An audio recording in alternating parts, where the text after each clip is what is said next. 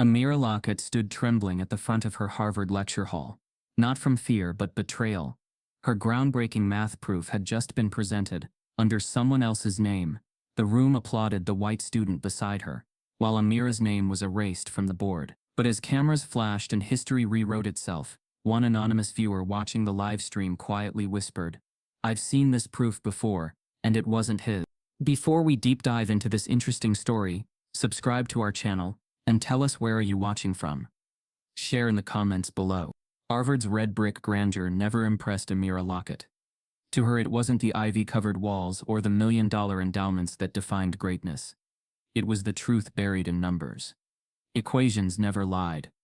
Unlike people, she arrived on campus 2 years ago, barely 21, carrying nothing but a weathered duffel bag and the weight of expectation. Her high school teachers had called her a phenomenon.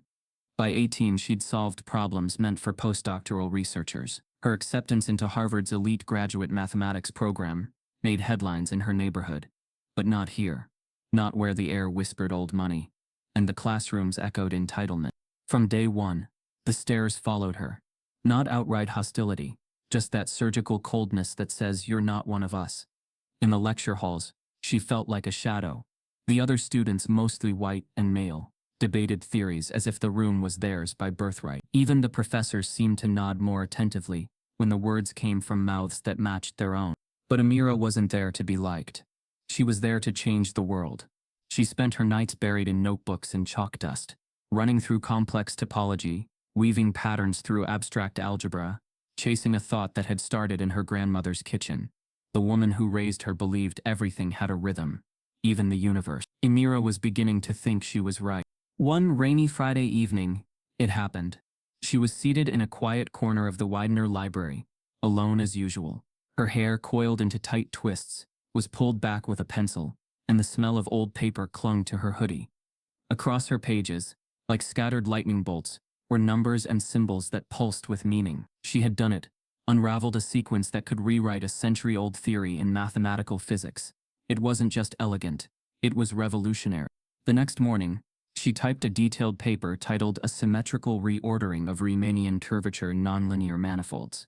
She submitted it to Dr. Joel Markham, the department chair, an aging academic known more for gatekeeping than guidance.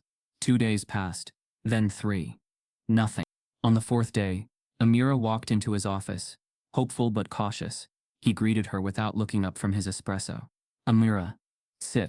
His tone was clipped, sterile. She sat. "I reviewed your proof," he said finally. "Creative, but unnecessary. The field is stable. There's no need to chase solutions to problems that don't exist." She blinked, stunned. "But it works. It's consistent across 5 major manifolds, even under chaotic." "You're smart," he interrupted, folding his arms. "But sometimes, brilliance is best served under guidance. I suggest you join the department's assistive project instead. Help build on Dr. Phillips' work. That's where the funding is." Her throat tightened. Dr. Phillips, the same professor who'd once confused her name with the building janitors, had been publishing recycled derivatives for years.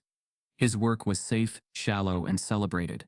"This proof," she began again, voice steady, "deserves to be heard." Dr. Markham finally looked at her, eyes like fogged glass. "This isn't about what you deserve." The words landed like ice. He didn't need to say the rest. She was black, young female, and unapologetically ambitious. In a place like Harvard, that made her dangerous. Amira left his office with her paper clutched in hand. Over the next week, she sent it to 4 other faculty members. No one replied.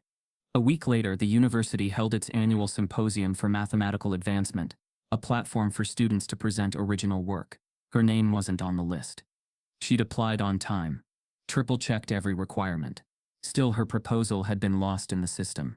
Meanwhile, a second-year white student presented a novel approach to curvature, using frameworks eerily similar to hers. She watched from the back of the auditorium as the faculty applauded him. No mention of her name. No acknowledgement of her months of work. Amira walked out before the applause stopped.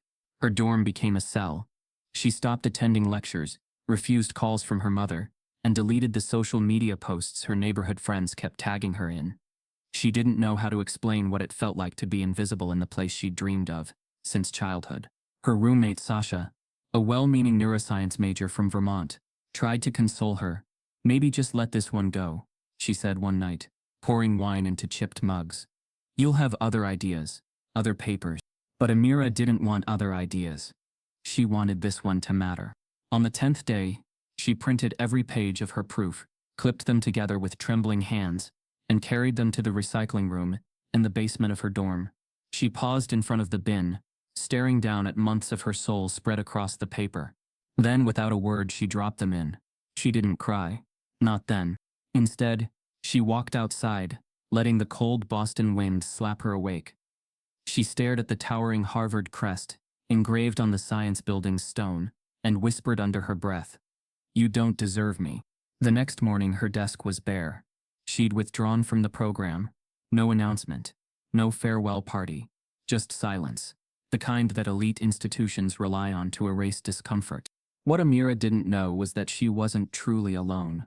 That same night, while maintenance workers swept through the dorm's basement, an elderly black custodian named Howard noticed the thick packet of math papers lying atop the bin, untouched. Curious, he picked them up, squinting at the first page. He couldn't make sense of the symbols, but something about the way they flowed, the passion etched in every line, made him pause. He slid the papers into his bag, intending to toss them later. But as he rode the train home, he kept flipping through them, page after page. He didn't know math, but he knew something precious when he saw it. Howard had a nephew in Alabama, a quiet boy who'd always been different. No degrees, no accolades, but a brain that saw numbers like most people saw color. Howard had once called him the Black Rain Man, and the boy just laughed. That night, Howard made a phone call. "Eli, you still got that old computer?" A pause on the line. "Yeah. Why?" "I got something you should see." What Amira abandoned in defeat was now on its way to a quiet farm in Alabama, and into the hands of someone the academic world had never seen coming. The morning after Amira withdrew from the program, the campus felt strangely hollow, as if it had swallowed her absence and folded over the empty space she left behind. Harvard had always known how to erase people quietly. Brilliant students disappeared every year, some because they couldn't keep up, others because the university's subtle machinery pressed them out like air through cracks. Amira, however, wasn't supposed to be one of those. She had been the prodigy, the headline, the girl whose application essays the admissions office praised in conferences. Yet now her name faded as though it had never been spoken aloud. What she didn't know was how fast the news of her withdrawal spread, and how differently it sounded behind closed doors. In the faculty lounge, where expensive coffee machines hummed and sunlight filtered through tall windows, two professors discussed her in hushed voices. "Brilliant. Yes," said one, stirring his cappuccino. "But these students from disadvantaged communities often crumble under the pressure." The other chuckled. She was overconfident. Genius doesn't guarantee resilience. Besides, her paper was naive. Neither acknowledged the truth. They had dismissed her because her brilliance threatened the quiet hierarchy, the university protected like bloodline. The Ivy League didn't exist to elevate talent. It existed to preserve legacy. Her existence had disrupted the pattern. The racism wasn't loud. It was never loud. It lived in moments, microcuts that grew into wounds. 3 months before she withdrew, a student she barely knew had cornered her outside the lecture hall. "You're Amira, right? The algorithm girl?" "Tababasi," she corrected softly. Right, he smirked. "You're impressive. Like, diversity program impressive." She remembered freezing, her breath catching as the implication sank in. He didn't think she earned her place. He thought she was allowed in. And that was the rhythm of everything here. A quiet question of legitimacy, whispered between every compliment and every smile held 1 second too long. Her advisors carried the same rhythm. When she submitted early drafts of her big proof months earlier, Dr. Markham had responded with what he called constructive caution. "You're trying to sprint in a marathon," he told her during a meeting. "Slow down. Learn from those who came before you." "But the structure works," she insisted. "I've tested it across different..." "Even if it works," he cut in, "you don't present new theories in your first year. It's not appropriate." Appropriate. That word followed her everywhere. It meant, know your place. It meant, don't outshine those we've already chosen. It meant, you are not allowed to be extraordinary yet. The worst of it came from the anonymous forums, those digital back alleys where students posted without names, and racism wore the mask of sarcasm. A thread had appeared shortly after she aced a notoriously difficult exam. How does someone like her get perfect scores? Must be grading bias. Another comment. Harvard's diversity hires are getting too bold. A third. Bet she's playing the race card already. She never replied. She never told anyone. She simply tucked the hurt away, like a folded note she hoped would crumble on its own. Instead, it grew heavier. While other students received mentorship, invitations to closed-door study groups, or casual lunches with professors, Amira navigated the program like a ghost. She tried joining a research circle of 4 students, all white, all male. They met weekly in the mathematics wing to discuss emerging theories. But on the week she showed up, one of them looked her up and down and said, "Oh, we didn't think you'd be interested in this group. We're very focused." Focused. Another polite blame. Still, the deepest betrayal hadn't happened until the month before she cracked her breakthrough proof. She had been the one to propose a major research project, a year-long initiative to expand computational curvature models using interdisciplinary methods. She designed the framework. She pitched it. She attracted attention from the dean's office. 5 professors had expressed interest, but in Harvard's mathematics department, every proposal needed approval from a faculty review board. She submitted hers with hope buzzing in her chest. Then silence. 2 weeks later, she learned the truth from Sasha's accidental slip. "There was a vote," Sasha murmured one night, while brushing her hair. "A secret one. They decided your project needed a different lead. They assigned it to another student." Amira froze mid-sentence. "Different lead? Who?" "Logan Worth." "Of course him." Logan, the tall, smooth-talking, well-connected legacy student whose father had donated an entire robotics wing. Logan, the one who once told her, with a grin, "Math is a gentleman's field." "What reason did they give?" Amira whispered, heart sinking. Sasha hesitated.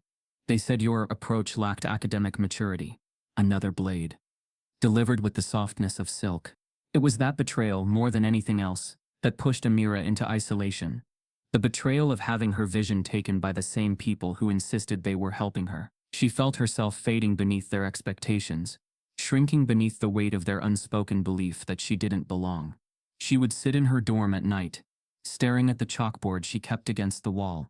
Equations covered it like constellations, fragments of her mind, her brilliance, her truth. But the more she stared, the more she felt the chalk dust settling in her lungs, choking her slowly. Sasha noticed the change. "You're spiraling," she said gently one night, placing a hand on Amira's shoulder. "Talk to someone. Anyone." "I don't want pity," Amira murmured. "And I don't want to beg for respect." "Then take a break," Sasha urged. "Just breathe." But breaks didn't fix racism. Rest didn't fix erasure.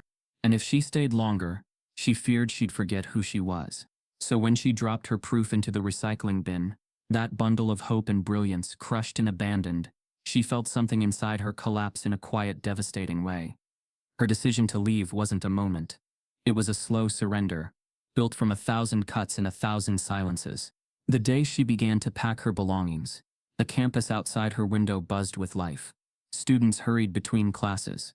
The bells chimed softly across the quad, and tourists snapped photos near the statue of John Harvard. Inside her room, Amira folded sweaters into a suitcase with shaking hands. With every item she packed, a memory surfaced. Her first day, her acceptance letter, the pride in her mother's eyes. "Maybe I was foolish," she whispered to herself, "thinking a place like this would ever make room for someone like me." There was no bitterness in her voice, only exhaustion. As she sealed the suitcase, she finally allowed herself to cry. Not because she was weak, but because she was human. Because fighting alone for so long had left her bruised in ways no one could see. She slid her notebooks into a cardboard box and wiped her cheeks. The last thing she grabbed was her student ID, the plastic card with her photo and a crimson Harvard logo.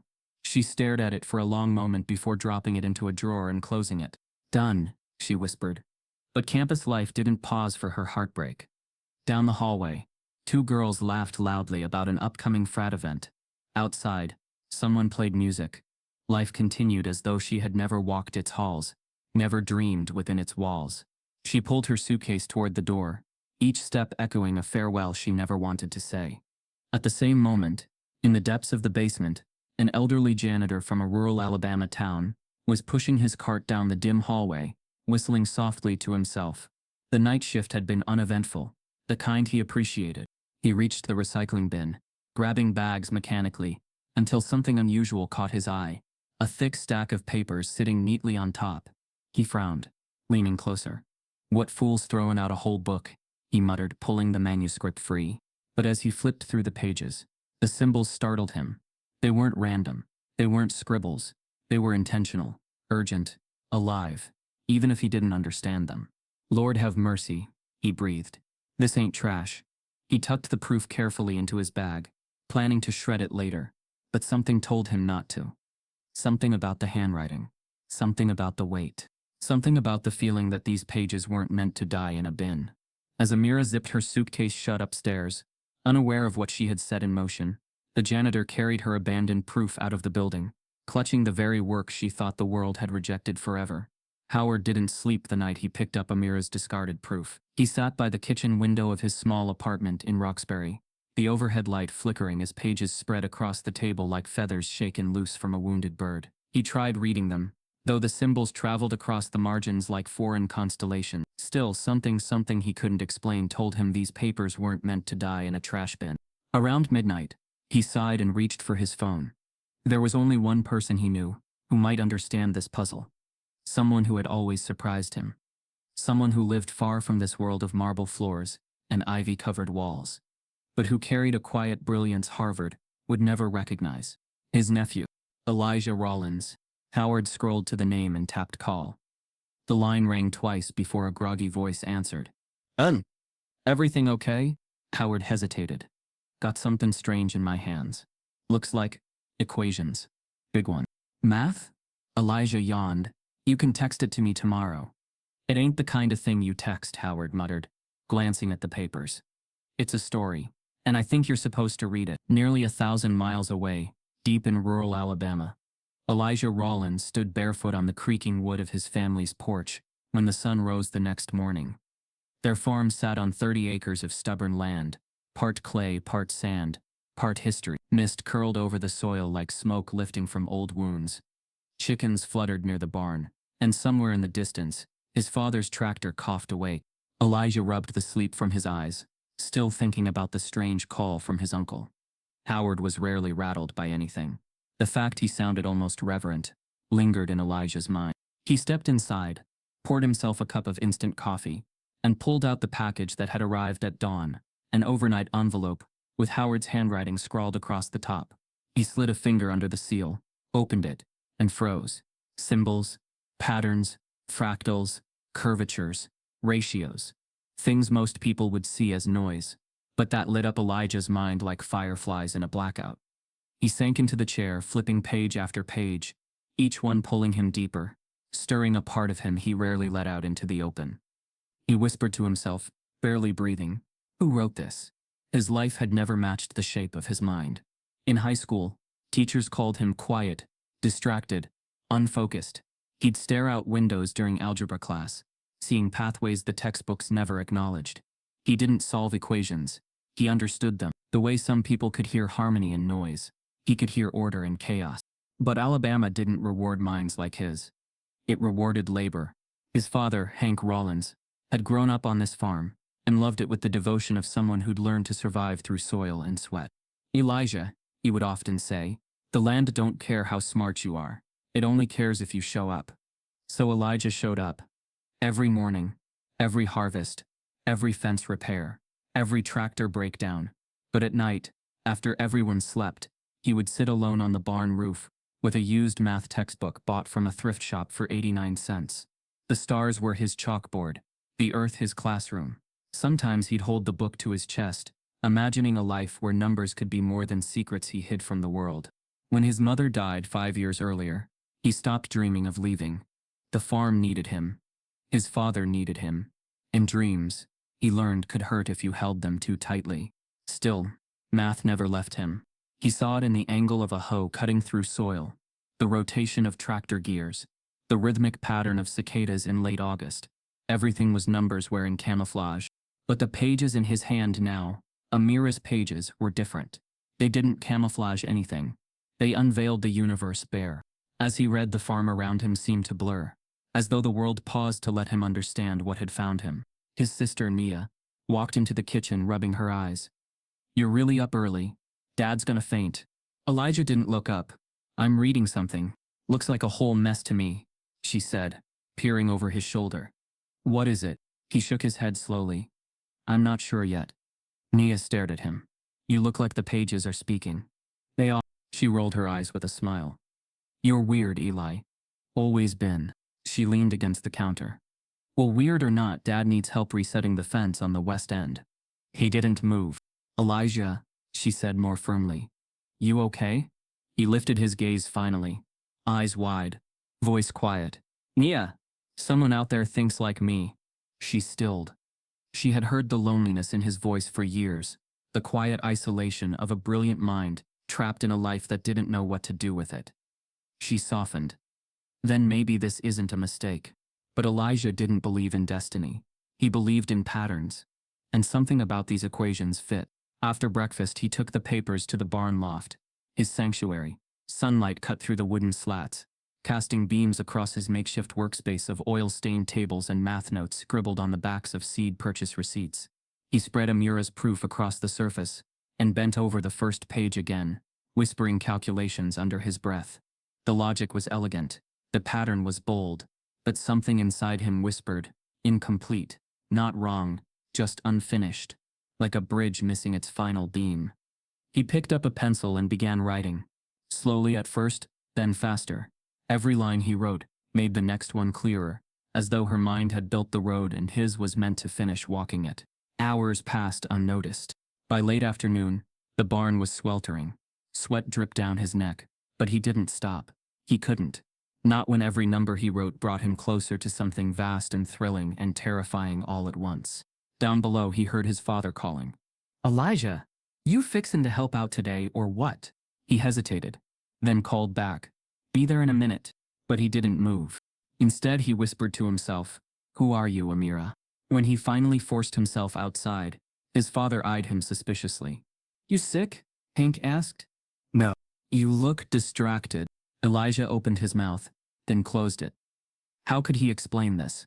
How could he tell a man who believed in dirt and calluses that his son's mind had been struck by lightning? Just then, a neighbor, Mr. Coleman, approached with a grin. "Hank, you see that story online?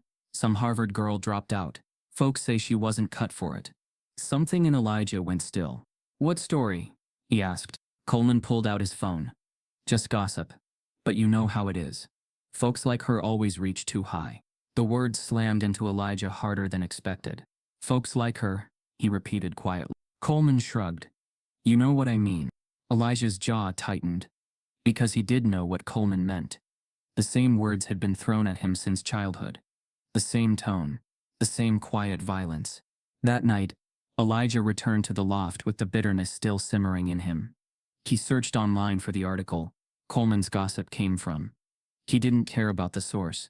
Blogs, forums, anything. He typed, "Harvard black girl dropout math paper." The results were scattered, gossipy, ugly. His stomach twisted at the comments. Anonymous voices questioned her intelligence, mocked her dreams, dismissed her entirely.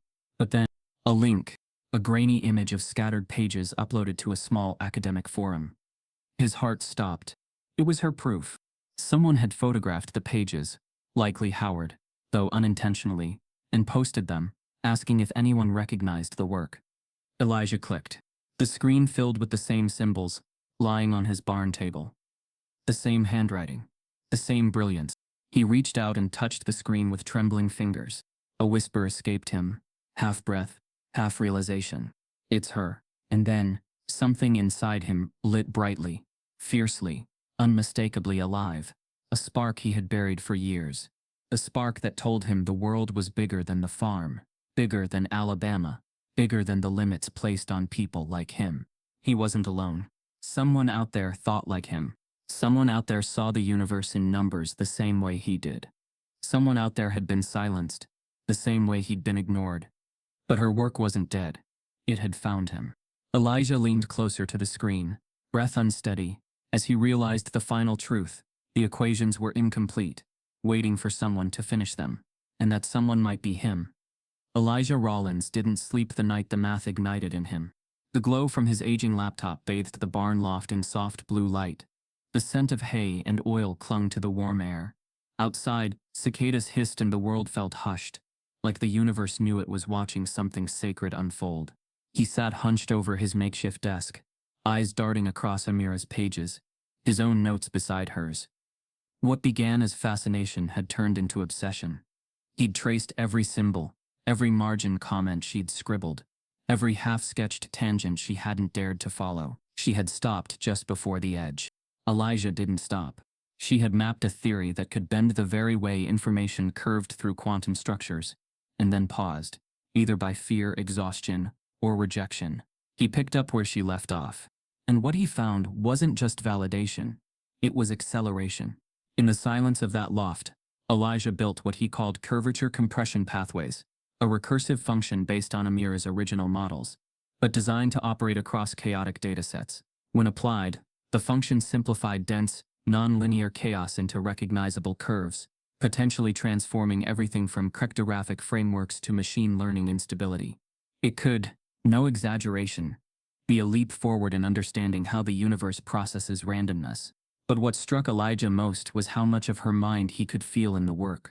He had never met her, never heard her speak, but through her margins and math, he knew her struggle, knew the restraint. She'd been silenced before she could finish, and the world never even noticed. Until now. Elijah opened a new tab and went to Math Horizon, the same forum where he'd first posted his test question. He created a private thread under his froots handle, and uploaded a distilled, extended version of the theory, his and hers, along with minimal commentary. He didn't want fame. He wanted the work to live. Within hours, the thread had spread, not just in the math world, but in adjacent research forums, engineering circles, physics subreddits, blockchain theory groups. Everyone wanted to understand what they were reading, and who had written it. More importantly, who had the audacity to propose a method that questioned a theorem many tenured professors had built their careers defending. By morning, academic debate turned to digital wildfire. Some hailed the theory as brilliant, albeit unconventional. Others called it uncredentialed madness. But Elijah didn't flinch. He knew what he had. More importantly, he knew what they didn't. That the most important part wasn't the math. It was the silence they had forced onto Amira. And now he was about to make sure no one could ever bury her work again. Just as he hit submit on a new comment, his inbox pinged. Private message. Sender. Data Sentinel. He squinted. The name sounded clinical. Corporate. Your work caught attention. We're curious if you're open to a direct conversation. Confidential, of course. Elijah stared. Something about it made him uneasy. He didn't reply. Instead, he minimized the window, grabbed a flash drive, and saved every version of the proof, Amira's, his and their hybrid, onto it. He sealed it in a metal tin and hid it beneath the floorboards of the barn, just in case. 2 days later, another message arrived. Same sender. This time, with an offer. We represent a team of specialists in algorithmic modeling and predictive systems. Your compression theory has potential. We're prepared to offer $500,000 for exclusive rights and non-disclosure. Elijah's stomach dropped. They were offering $500,000 for silence. The message continued. We would also assist in placing your work under a recognized institution's banner. You'll receive a co-credit alongside a tenured researcher. The paper will be protected, legitimized. All we ask is your confidentiality and full transfer of the data model. He read the words again. Then again. This wasn't opportunity. This was theft wearing a silk mask. They didn't want to amplify his voice. They wanted to bury it next to hers. And this time bury it legally. He closed the laptop without responding. Hours passed. Then another ping. We've noticed increased downloads from your post. Once viral, your work can't be controlled. Our offer is a protective measure for you. For the integrity of the research. Elijah whispered aloud to no one. You don't want to protect the work. You want to erase the fingerprints. Later that night, he printed out the full extended proof and drove 40 miles to a small-town public library that still used physical mail services. He sent copies to 2 independent math journals and a non-profit database that specialized in underrepresented scientific contributions. He signed it anonymously, with honor to the one who saw the pattern first. By the next morning, the Math Horizon thread had exploded. It hit Twitter, then Reddit's Ara Futurology, then a think piece on Medium titled, "Is the Next Great Math Revolution Coming from a Farm?" But amid the hype, the backlash was swift. Users began digging. A few sharp-eyed readers compared the theory to archived footage and notes from Amira's old lectures at Harvard. One found an old academic blog post citing an unfinished paper by a forgotten black graduate student. Screenshots from her rejected submission started circulating. Her name was tagged, hashtagged, and dragged back into the light, but not as the origin. As the suspect, trolls questioned her abilities, her race, her right to claim ownership. There's no way this came from her. She dropped out. Probably couldn't handle the math. Funny how people scream racism when it's just meritocracy. Elijah watched it unfold with a pit in his stomach. This wasn't just racism. It was institutional erasure weaponized in real time. Disguised as debate, cloaked in academic gatekeeping. He thought about deleting everything. But that's what they were counting on. So he posted a new comment, unsigned but loud. The work didn't come from nowhere. It was discarded by people who couldn't see genius in a woman who didn't look like them. That genius has a name, Amira Lockett. You don't get to forget her anymore. The post went viral in an hour. Across the country, Amira's phone buzzed non-stop. Her email, long dormant, filled with requests. Some supportive, others invasive. A journalist wanted her story. A podcast wanted her voice. A department at a university she'd never heard of wanted to discuss collaboration. She ignored all of it, until she saw one subject line, from someone who finished your sentence. Attached was a PDF of the completed proof. Her own handwriting, and beneath it, new notes. Bolder. Smoother. A message followed. You started something. I just followed the rhythm. She sat on her bed stunned, a hand over her mouth. Then came tears. Not of sadness but of release. Somewhere, someone had heard her, understood her, had protected what they tried to destroy. But while she stared at the screen, her old Harvard inbox, long forgotten, was quietly accessed by someone else. On the West Coast, in a sleek conference room surrounded by tinted glass and curated silence, Julian Vex leaned back in a leather chair. He tapped on the keyboard, examining both the original proof and Elijah's extension. Behind him, two analysts waited. This isn't about proof anymore, Julian muttered. This is about control. One analyst nodded. Should we trace him? Julian smirked. We already have. He turned the screen toward them. An IP. A rural address. Coordinates. Farm property. He clicked another tab. A private thread. And sent a message to a contact with a Langford Technologies signature. Target acquired.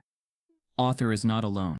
Back in Alabama, as Elijah washed his hands for dinner, unaware of the storm brewing, a black SUV pulled onto the dirt road just outside the Rollins farm, its windows dark, its license plates covered. Elijah hadn't meant for the question to attract attention. After the unsettling messages from Data Sentinel and the growing noise around his earlier posts, he wanted something quieter.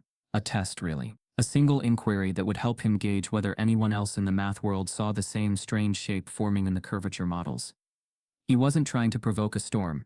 He just wanted to see if others could follow the path Amira had carved. So he typed a single paragraph.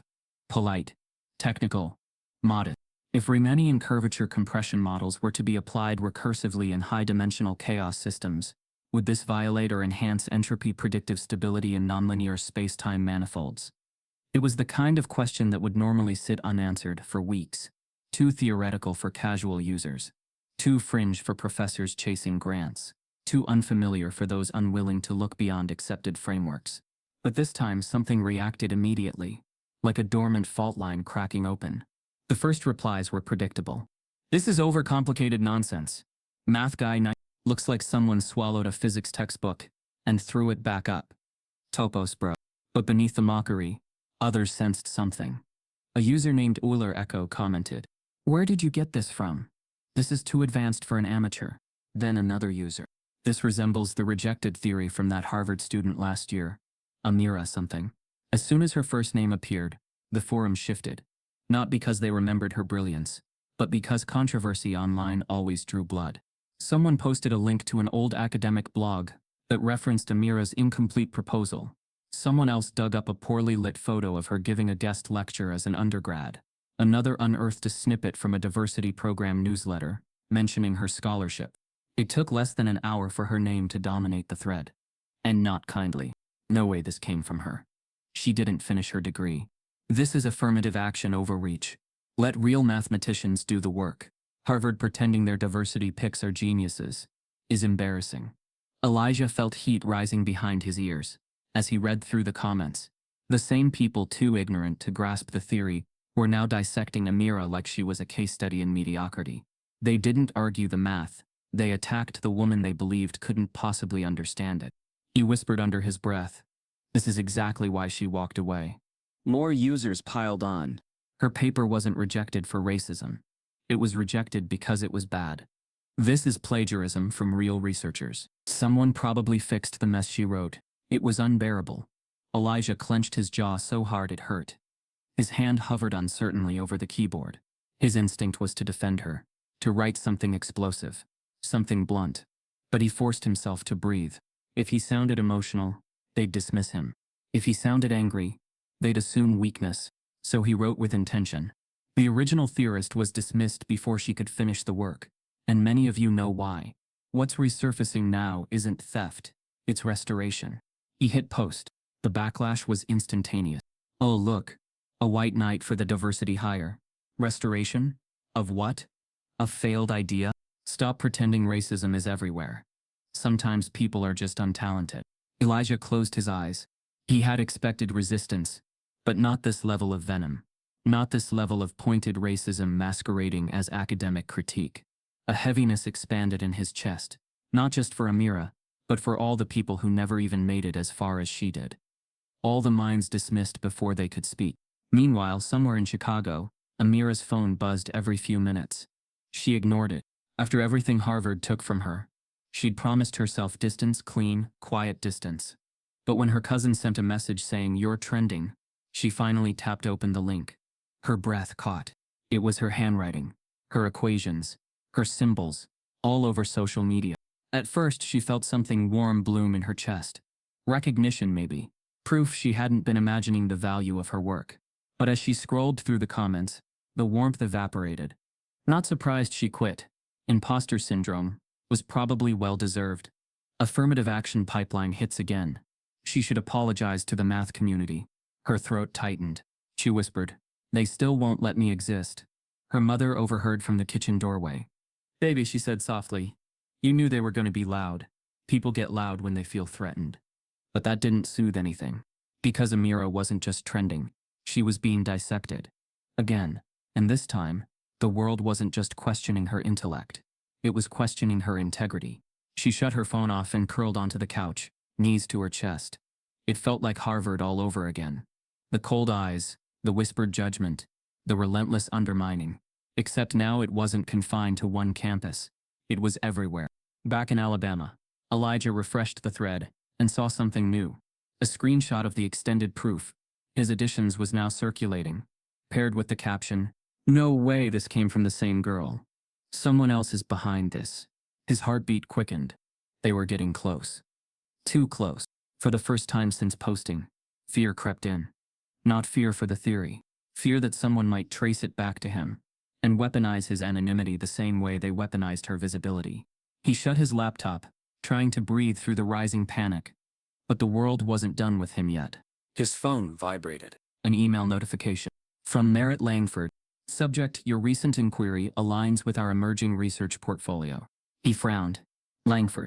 As in Langford Technologies, the billion-dollar predictive analysis firm, known for designing airport surveillance algorithms and law enforcement data networks. He opened the email. It was brief. "We represent a global data initiative positioned at the intersection of mathematical modeling and national infrastructure. Your recent work demonstrates startling potential. We request a private meeting, virtual or in person, at your earliest availability. Compensation guaranteed." Men Langford. C. Elijah stared at the screen. His palms went cold. He knew what compensation guaranteed meant. A buyout. Or a silencing. Or something far worse. Something that happened quietly to people without credentials, without power, without a shield. He closed the email. But a moment later, another message appeared. This time through the Math Horizon direct messaging system. From Langtech CE. Not a bot. A verified account. The message was only 6 words. We need to speak. Immediately. Elijah swallowed hard. The CEO didn't casually message anonymous forum users. This wasn't admiration. It was surveillance disguised as interest. He hovered his cursor over the message, heart pounding. His eyes drifted to the old metal tin under the barn floorboards, the one holding the original files. A strange, protective instinct tightened in his chest. Whatever was coming. It wasn't curiosity. It was containment. He clicked to view the CEO's public activity. Langford followed only 2 users. Fruit. Him. And Julian Vex official.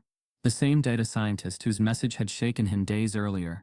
The same man who once helped bury Amira's work inside Harvard's walls. Elijah's breath caught. They were connected.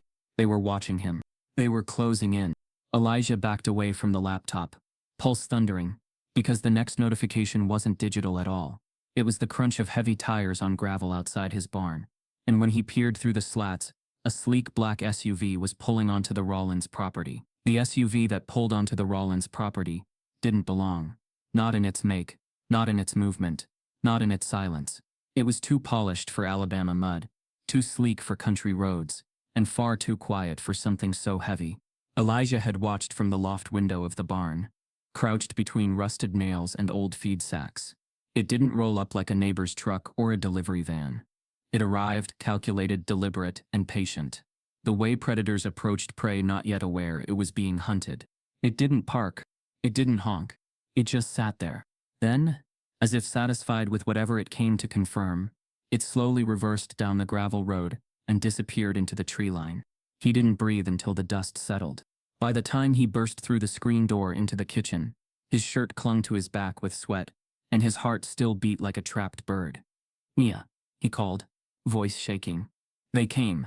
She turned from the sink. Who came? A black SUV. Tinted windows. No plates. Just sat outside the barn. Her face dropped. "Are you saying—" Langford. The name sat heavy in the room like thunder before lightning. Mia slowly reached for a towel, drying her hands even though they were already dry. "What did they want?" "They haven't said. Just messages. First on the forum. Then email. They're watching everything." She crossed her arms. "Did you answer?" He hesitated. "Elijah, I didn't say yes. I just clicked the link." Mia exhaled. And it opened a video call platform. Empty screen. Then a countdown started. He paused. They didn't even wait for me to log in fully. The call started on its own. The screen had gone black, except for a faint reflection of Elijah's face. Then, slowly, a man's silhouette appeared. Not grainy, not webcam fuzz, crystal clear. The face belonged to Merritt Langford himself, CEO of Langford Technologies, the name etched into the back end of every surveillance drone and predictive software the government contracted. He looked younger than expected, maybe early 40s, hair perfect, skin unnaturally smooth, a face that smiled like a surgeon, precisely with no warmth. "Elijah," he said, calm as glass. "Thank you for joining." Elijah had said nothing. Langford continued. "I want to start by acknowledging something important. Your work, and the foundational framework it builds on, is extraordinary." Still, Elijah remained silent. Langford folded his hands on the desk. "We believe your theory, once formalized under the right name, could solve several current bottlenecks in military-grade AI simulations. If implemented discreetly, it would put our firm years ahead of competitors." That word discreetly was the crack in the wall. Langford smiled. "We'd like to purchase full rights to your model. You would remain anonymous. In return, we're offering $500,000 and immediate legal coverage for your data." Elijah blinked. "Why would I stay anonymous?" Langford leaned back. "It's better that way. You're not formally credentialed, not affiliated with any institution. If this goes public, the academic pushback alone could dismantle its credibility." Elijah narrowed his eyes. "So, someone else puts their name on it." Langford didn't flinch. "We've already selected a candidate, a respected computational researcher. White, tenured. He'll represent the work. You'll receive a secondary nod, buried in technical files, quietly respected by those who matter." The rage hit Elijah like heat rising in a furnace. He forced his voice to stay level. "You want me to ghostwrite history, Langford's tone remained cool. We want you to protect the future of your work. Your people often misunderstand opportunity as oppression. That sentence burned. Your people. Elijah sat very still. Langford continued. 500,000, and the assurance that your work changes the world, under a name the world already trusts. A long silence followed. Then Elijah spoke. I've seen what silence costs. Langford tilted his head. You think you're offering me freedom, Elijah said, voice steady now. But you're just offering me the same trap Amira was pushed into. You want to erase her, and now… Langford blinked once, slowly. I'm not interested, Elijah said, and I won't stay silent. The CEO's smile returned. This time, brittle.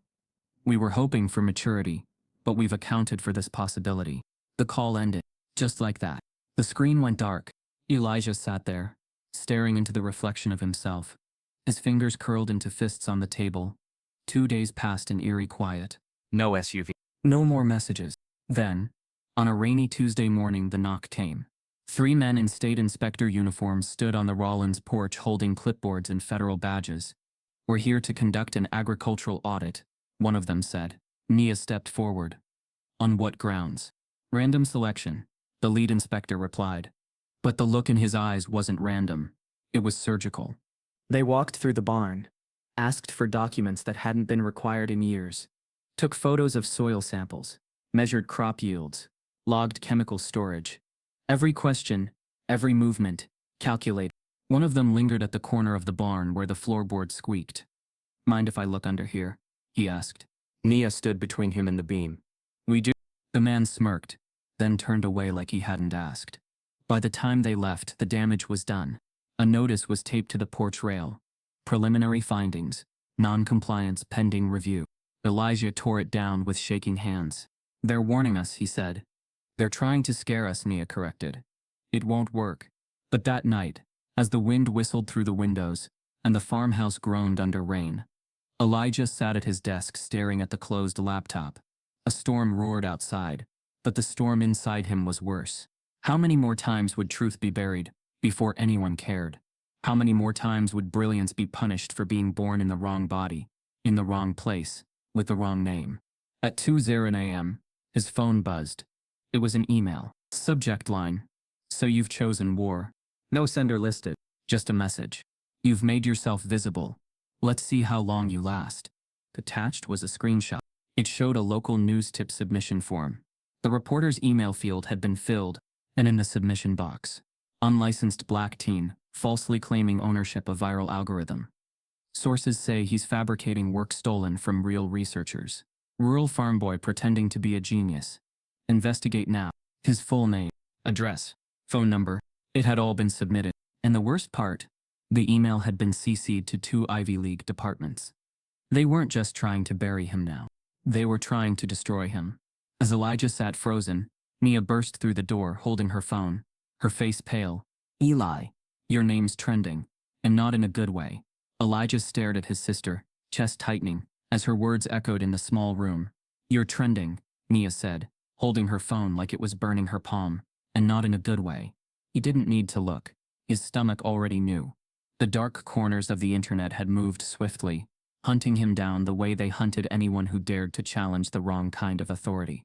He dragged a slow breath, as if steadying himself could slow the storm gathering in the distance. But the storm had already reached Chicago. That morning, Amira woke to a buzzing phone vibrating relentlessly on her nightstand. At first she ignored it, burying her face into the pillow. She had spent the night wrestling with old memories, Harvard hallways, whispered mockery behind her back. The burning shame of knowing her proof had been dismissed before it had ever been read with sincerity. She wanted to sleep, but the phone refused to let her. Finally, she cracked an eye open.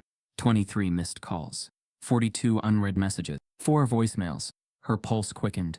She reached for the phone with trembling fingers and opened the first unread text, sent by her old classmate Alana. Did you see the news? Someone extended her theory. You need to get online now. Another message. Girl, they're dragging that poor kid. I think it's connected to your old proof. Another. Genius stolen is blowing up. This is your fight. Her heart knocked once. Hard.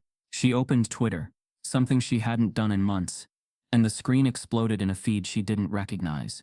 A trending hashtag. Genius stolen. Another. Leather be hurt. And beneath them, her name, her face, her equations. Thread after thread. Dissecting her story.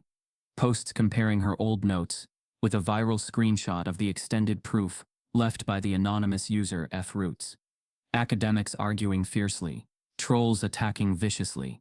Supporters defending relentlessly. And then she saw it. A thread titled, "The Math Prodigy Harvard Silenced." A timeline. She clicked. It had everything. Her early achievements. Her acceptance. Her research proposal. The mysterious lost submission. A scanned copy of the paper she had thrown away in despair. And finally, a series of screenshots showing Elijah's extension layered atop her original framework. Her proof. Her theory. Her voice. Alive again. She sat upright, breath trembling. Someone hadn't just understood her work. Someone had completed it. Her chest ached with awe and disbelief, but also with fury, because the comments weren't just celebrating the theory, they were attacking it again. And this time, they had found someone else to target along with her. She scrolled to the top of the thread and saw a profile named Truth is Order writing. The so-called farmer boy didn't make this. He stole it from a real researcher. Probably that black dropout from Harvard. Amira gasped. No. No. No. They were tearing down a stranger she had never met. Because of her. She placed a hand on her chest, whispering, "I won't let them do this again. Not to him. Not to me." She stood up and paced her room, fighting the familiar sense of helplessness. But something was different now. This time, the world was looking, watching, commenting, whether she liked it or not. Her story had come back to her. She walked to the mirror. Her reflection stared back. Tired, wounded, cautious, but beneath all that was a spark she thought Harvard had extinguished. A spark that said, "Not this time." She turned on her laptop. At first her hands hovered above the keys. She hesitated, remembering the crushing humiliation of seeing her proof dismissed, her name erased, her brilliance questioned. But then she remembered something else. The extension. Those new notes weren't hers, but they carried her rhythm. Whoever F-Roots was, he had seen her. Truly seen her. And because he had dared to continue her work, he was now facing the retaliation she had once endured alone. Not this time. This time she wasn't running. She opened her old files buried deep in a folder she hadn't opened since the day she withdrew, and found the original PDF of her proof. The file name felt like a wound. Lockett Thesis Submission. Final. She clicked it open. Her chest tightened. It felt like looking at a younger version of herself. Hopeful, brilliant, unprotected. She exhaled sharply, and began typing a new header. Re-uploaded with full transparency. Unedited original draft. By Amira Lockett. Date, today. Then she opened a blank document, and began writing a timeline. Every painful moment. Every email. Every meeting. Every dismissal. Every academic slight. Every unexplained rejection. She wrote until her fingers burned. Every paragraph a truth she'd never shared. Every sentence a weight she had carried alone. Every detail proof of the system she had survived. She saved it, reread it, uploaded it. Then, with a deep breath, she posted it publicly. No hiding. No anonymous usernames. No fear. Her caption. "This is my work. This is my story. And this time I'm not letting anyone rewrite it." She clicked post. In under 60 seconds, her notifications exploded. Retweets, comments, shares, messages from Black academics across the country. Statements of solidarity. Links to her old lectures. Screenshots of her grading curves. Students praising her tutoring. Researchers quoting her old blog posts. And then the hashtag grew louder. Genius stolen. It spread across TikTok, Twitter, Instagram, academic forums, and even YouTube. A professor at Howard University posted, "Black brilliance is not an anomaly. It's a legacy. Let's uplift this young mind." A Princeton scholar added, "Harvard has explaining to do. This is systemic." A mathematician at MIT wrote, "Her structure was years ahead. The extension confirms it. Give her the recognition she was denied." The movement built momentum faster than she could read. Within hours, an online petition circulated demanding Harvard open an internal investigation into the handling of her submission. Tens of thousands signed it. Influencers filmed videos explaining the injustice. Former students posted their own stories of discrimination at elite universities. Amira sat in awe. It wasn't validation she wanted. It was truth. Justice. And maybe, just maybe, a chance to reclaim the dignity Harvard had stripped from her. But as the waves of support rose, so did the backlash. Some users questioned the authenticity of her timeline. Others accused her of rewriting history to gain sympathy. Troll accounts launched coordinated attacks, posting side-by-side comparisons of her photo and Elijah's, calling them diversity frauds. Yet for every attacker, 10 more defended her. It wasn't perfect. It wasn't peaceful.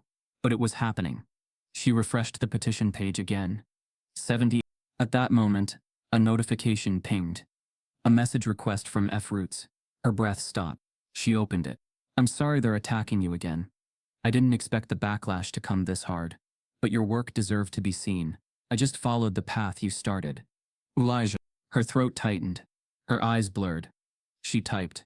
You protected my voice when no one else did. Now it's my turn. She hit send. She didn't expect an immediate reply. But one came. Whatever happens next, I don't think we're prepared for it. Amira felt a chill rush through her. She refreshed Twitter again and saw a headline that made her stomach drop. Harvard University issues official statement regarding allegations. Her pulse quickened. She tapped the link. The statement was cold, corporate, sterile, and devastating. Harvard has found no record of any such paper submitted by Ms. Lockett during her tenure. Claims circulating online are unfounded. Her vision blurred. Her breath caught. Her hands shook. Because it wasn't just denial. It was erasure. Again. And this time they weren't whispering it behind closed doors. Amira stared at the screen in stunned silence, as her email suddenly pinged with a message from an unknown sender. Check the attachments. They didn't just deny your proof. They buried it. The video was only 27 seconds long, recorded on a cracked iPhone by a local reporter who had driven 2 hours just to glimpse the boy behind the equation. In it, Elijah Rollins stood outside the barn, dressed in a faded t-shirt, jeans streaked with mud, and worn-out boots. He didn't speak, didn't pose, just wiped his hands on a rag as a tractor idled behind him. The camera zoomed in on the handwritten equations pinned to the barn wall, dozens of them, scrawled across poster board and old receipt paper. Then it cut to black. By the end of the day, it had 3 million views. The headline underneath read, "The Farmer's Son Who Outsmarted Harvard." Within 48 hours, Elijah Rollins was no longer anonymous. He was national news. CNN aired a segment. From dirt roads to data breakthrough, meet the math mind changing everything. Fox News fired back. No degree, no training, no business. Why is this genius farmer being taken seriously? The Atlantic published a long-form profile. In the shadow of ivy, when genius has no credentials, social media crowned him a hero and a target. One side celebrated him as the American dream personified.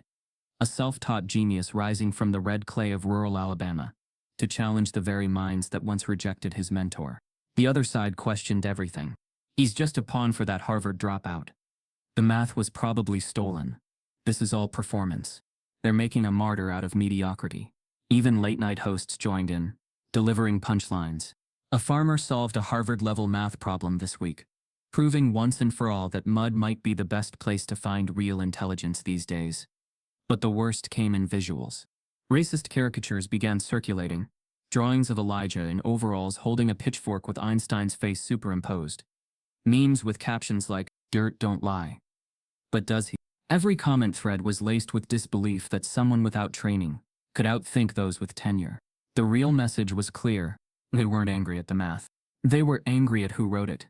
Back on the Rollins farm, Elijah sat at the kitchen table, head bowed over pages of calculations, tuning out the storm outside.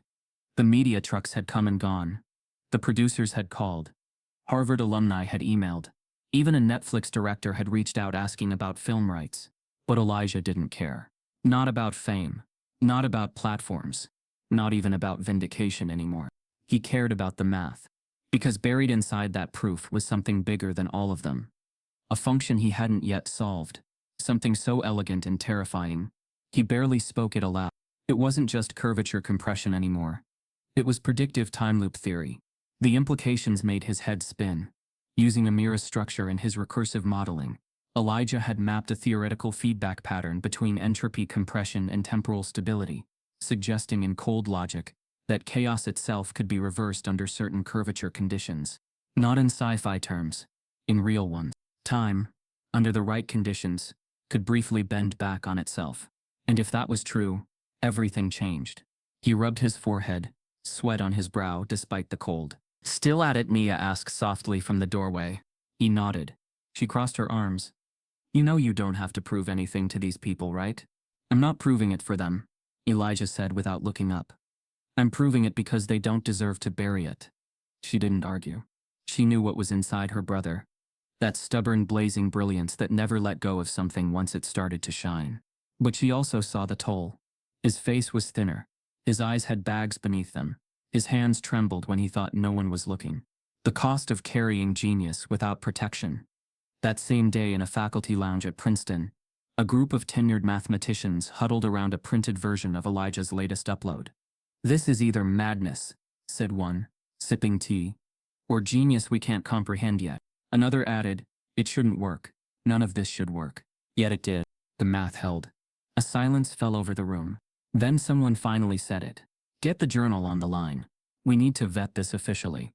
That evening, Elijah received a message from the International Journal of Mathematical Physics, one of the most respected publications in the world. "Dear Mr. Rollins, we are convening an emergency peer review panel to evaluate your proof and its implications. We'd like you to present your full findings, including any theoretical extensions, to our committee in a closed session next week." Elijah stared at the message, heart pounding. No cameras, no media, no press spin, just the math. He read it again. Then again. They weren't asking for credentials. They were asking for answers. Naya read over his shoulder. "You're gonna do it, right?" He nodded slowly. Yeah, I have to. "But are you ready?" He didn't answer, because readiness wasn't the question.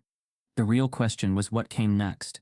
If the world was ready to accept that a black boy from Alabama, son of a farmer and child of no pedigree, had just rewritten a law of reality, and worse, that they'd tried to bury him before they believed him. Elsewhere, Amira stood at the edge of Lake Michigan, her hair pulled back in the November wind, phone in hand, watching as Elijah's name trended yet again. She smiled. But it wasn't joy. It was awe. He hadn't just protected her theory. He'd lifted it beyond even her wildest visions. She closed the browser and pulled up her notes. The math still called to her, not to reclaim it, but to meet it again, as an equal to the boy who finished her sentence. Then came a new email, forwarded by a professor she once respected. Subject: urgent. Peer review panel called to evaluate Rollins' extension. Her hand covered her mouth. He was going to be reviewed. Officially. Publicly. Everything she once dreamed of, but was denied, was now happening through the boy who chose to believe in her when no one else did. She whispered, "Make them listen." Then her eyes caught something strange. A reply from someone on the email thread. "We must be careful with language. Acknowledging her work formally opens the door to litigation." There it was. Still playing defense. Still treating her as risk, not resource. She took a screenshot and filed it away, because one day she'd make them explain every decision.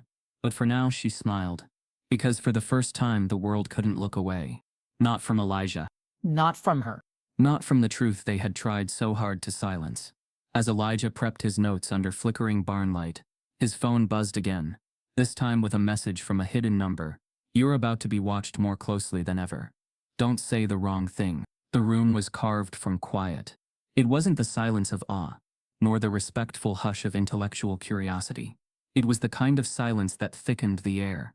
Heavy, skeptical, loaded. A silence born from rooms like this one having always belonged to the same voices, the same minds, the same pedigree. Elijah Rollins stood near the whiteboard, dressed in his best, a second-hand blazer over his Sunday shirt, shoes freshly cleaned, but still bearing faint red dirt from the Alabama farm. In his left hand he clutched a small folder containing the printed version of the extended proof. In his right, a black marker, uncapped, though he hadn't yet moved to write. Seated before him were 13 members of the International Journal of Mathematical Physics' Emergency Review Board. All but one of them were white. All but one of them held Ivy League titles. And every single one wore a look that flickered somewhere between curiosity and condescension. They had gathered, they said, to investigate mathematical merit. But Elijah could feel it. The unsaid part, the part that hung in every raised brow and every clipped question. "Who does he think he is?" He cleared his throat. "Thank you for making time," he began. Today I'll walk you through the recursive curvature compression model that grew from an earlier but unfinished proof. I didn't invent it from nothing. I extended what someone else started, a student named Amira Lockett. No one reacted. No nods. No acknowledgements. So he continued. He moved to the board and began to sketch the base equation. His hand moved swiftly, confidently, his voice never wavering. The curvature collapsed into entropy. The entropy folded into feedback. The loop stabilized chaos. Line by line, he unfolded the structure, the rhythm, the function.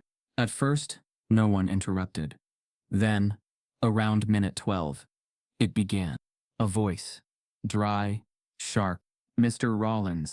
The speaker was Dr. Herbert Stillman, professor emeritus at Yale. A man whose name appeared on textbooks in nearly every graduate physics course. You're treating entropy here as a flexible variable, when foundational theory defines it as irreversible. Are you claiming to rewrite thermodynamic law? Elijah kept his tone calm. No, sir. Only its role in mathematical space-time curvature. I'm suggesting entropy appears irreversible, because we're modeling it linearly, not recursively. This model doesn't violate physics. It reframes it mathematically. Dr. Stillman leaned back, arms crossed. That's not how mathematics works. You can't bend physics to fit a curve. But if the curve predicts what physics can't, Elijah replied, don't we owe it a second look? A murmur passed through the room. Another professor chimed in, Dr. Elaine Park from Cambridge. It's unconventional, she said cautiously. But some of the internal symmetry holds. Dr. Stillman didn't blink. It's undisciplined. It's a pattern chaser's trick. Elegant, yes. But math isn't art. It's law. Elijah's jaw tightened. But he didn't respond. Not yet. Instead, he turned back to the board and wrote one more equation. The recursive entropy loop. The part no one had dared touch. And when he finished, the silence returned. He turned back around. I'm not from Harvard, Elijah said quietly. I didn't go to MIT or Princeton. I studied equations under a barn roof with no electricity, and rainwater leaking through the ceiling. But that doesn't make the math any less real. It just means no one gave me permission to find it. Stillman scoffed under his breath. Then, the unexpected voice. A man seated near the back, quiet until now, leaned forward. He was the only black professor in the room. Dr. Marcus Eldridge, a renowned geometrician from Stanford, well respected, feared even, for his rigorous standards. He spoke slowly, clearly. I ran the equations last night, he said, 3 times, with my own variables. They hold. A hush dropped over the room. Stillman raised an eyebrow. You're endorsing this?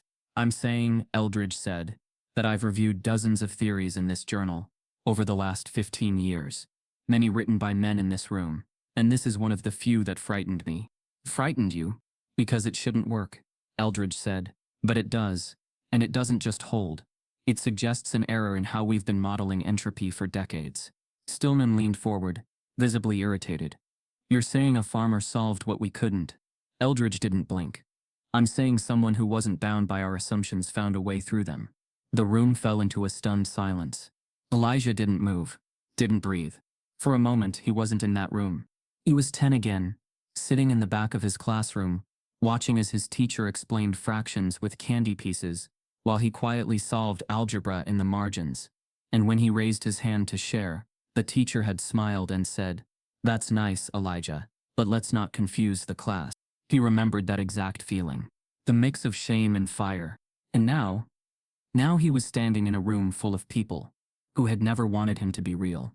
He glanced at Dr. Eldridge, who gave him the smallest nod. A signal. You're not alone anymore. One of the junior reviewers, a young Asian professor from Sweden, finally spoke up. If this is verified, she said cautiously, it could change a lot. No, Eldridge corrected gently. It will. Stillman stood abruptly, tossing his pen onto the table. Then let's all pack up our credentials and hand them over to the next genius, with a tractor and a chalkboard. No one laughed. Instead, the journal's editor, a woman named Isabel Varin, gray-haired, sharp-eyed, and silent until now, slowly stood. She looked around the room, then at Elijah, then back at the board. I've been with this journal for 30 years, she said, voice quiet but commanding. I've overseen more than 1,200 publications, reviewed Nobel-adjacent work, and watched mathematical fields shift under the weight of one good idea. She walked to the front of the room, standing just beside Elijah.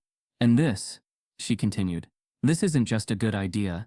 This is the kind of proof that breaks open doors and forces us to rebuild what we thought was true." Stillman rolled his eyes, but she ignored him. She turned toward the others. "I am formally recommending full peer-reviewed publication of this theory under co-credit Elijah Rollins and Amira Lockett." The words echoed like thunder. Elijah froze. It was happening. Everything they tried to erase was now being carved into history. But then, the twist, she continued.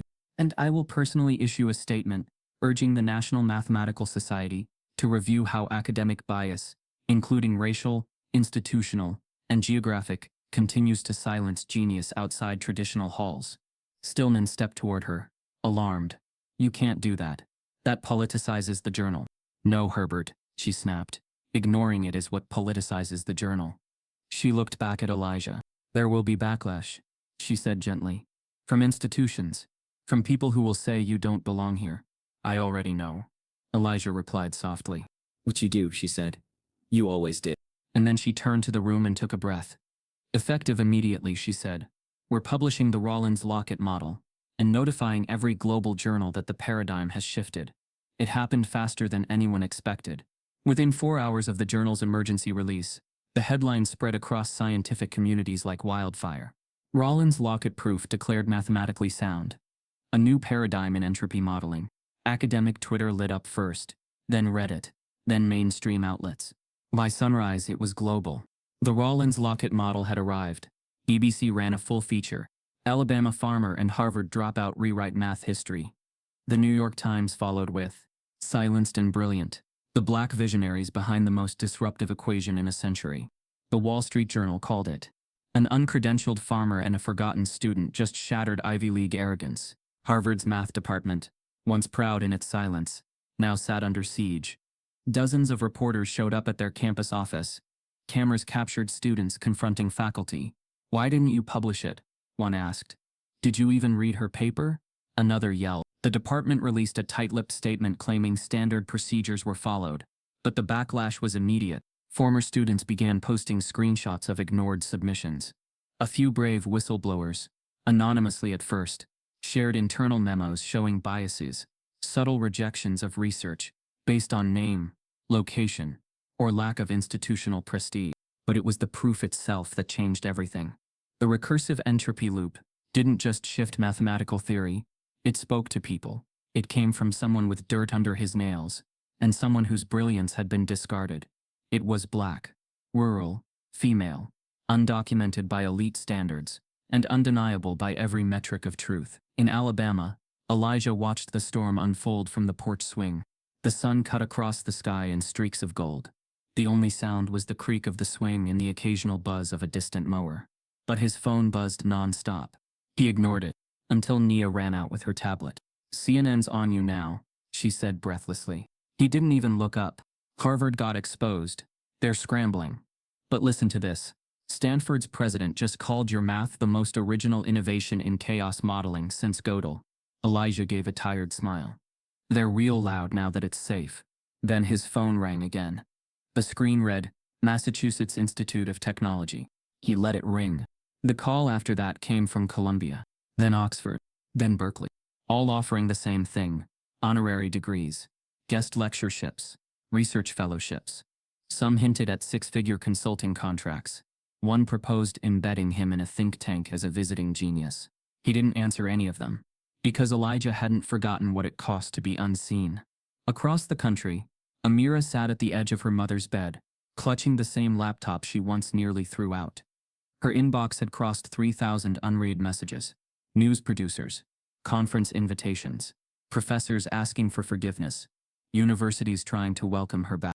Her old Harvard roommate messaged, "Girl, they're panicking. Everyone's acting like they always believed in you." A journalist asked for an exclusive interview.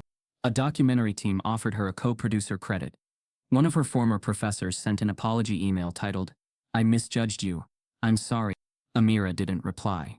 She just stared at the screen, her finger hovering over the touchpad, remembering what it felt like to carry that proof through snowstorms, into empty offices, across the halls of the very same campus now pretending to celebrate her.